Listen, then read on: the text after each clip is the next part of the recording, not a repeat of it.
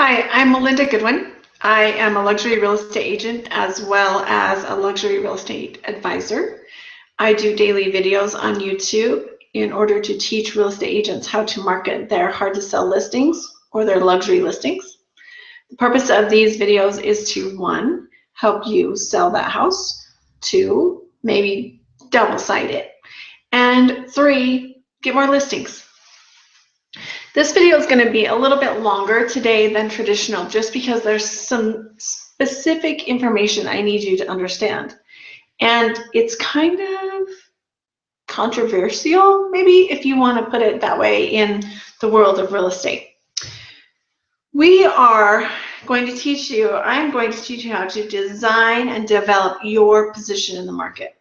So it was previously known as top of mind, and I'm sure you've heard this over and over again. You need to be top of mind. You need to be top of mind.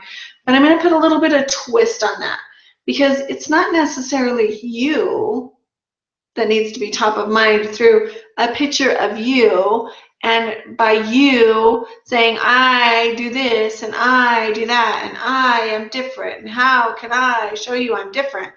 It's going to be more you're top of mind because you're recognized.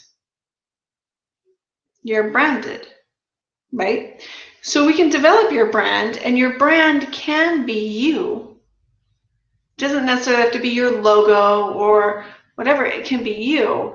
But we're going to be developing that brand consistently so that everybody knows if they see this, they know it's you.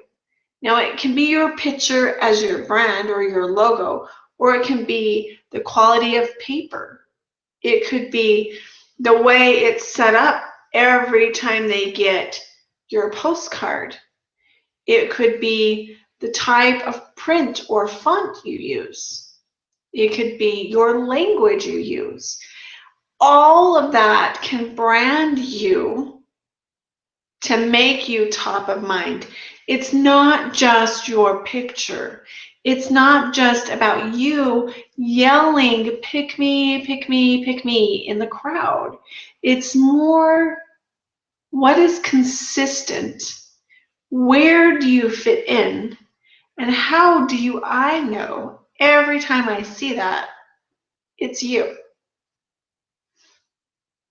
That's pretty deep. That's some deep information right there. Okay, so I want you to know it's not, your brand is not what you want it to be. This is something that really confuses a lot of people.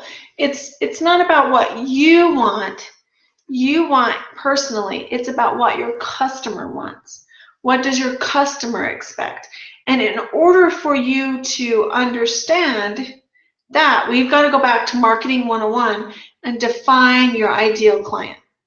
Now, we talked about this today, ironically, in our networking meeting where we meet with key individuals who are business owners in our community, and we talked about who is our ideal client. Who is that one? We're picking one ideal person. Is it CEOs?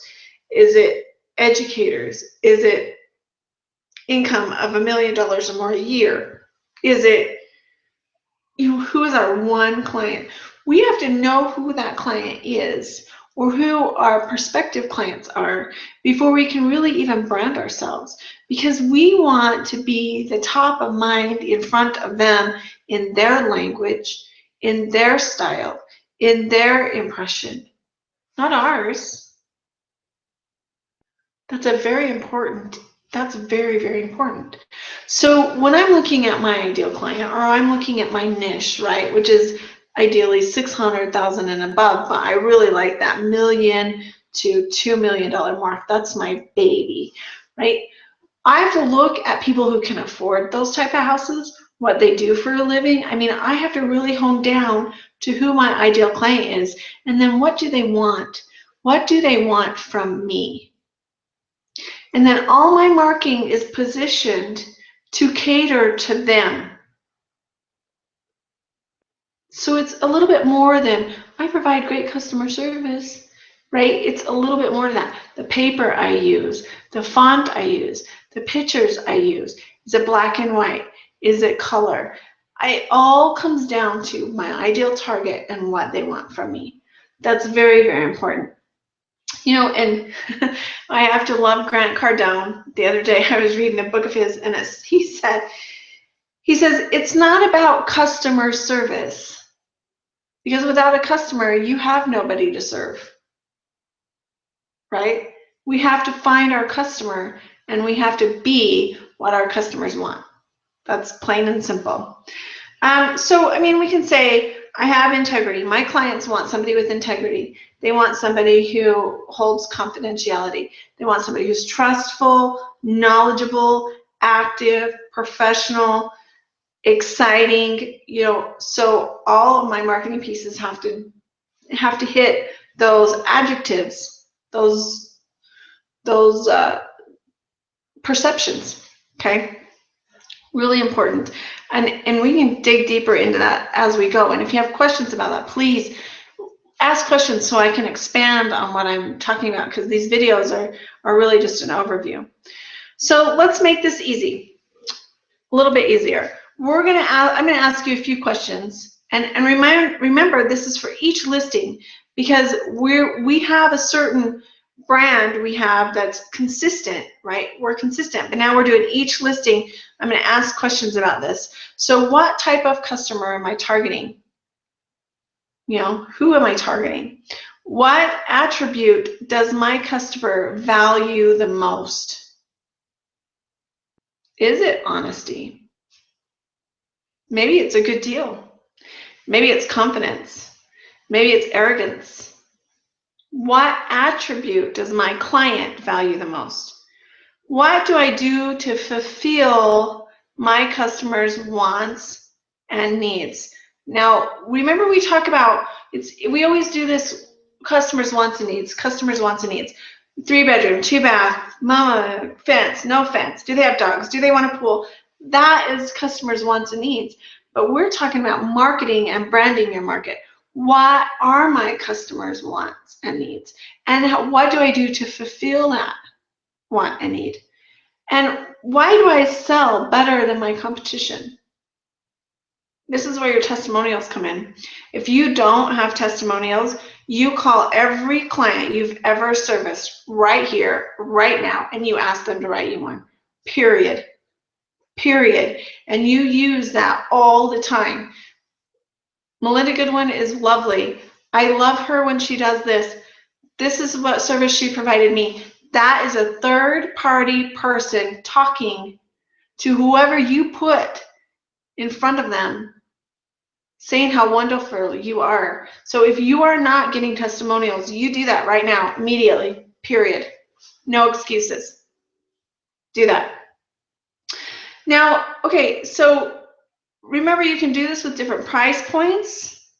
You can find your customer at different price points, different subdivisions, different city areas.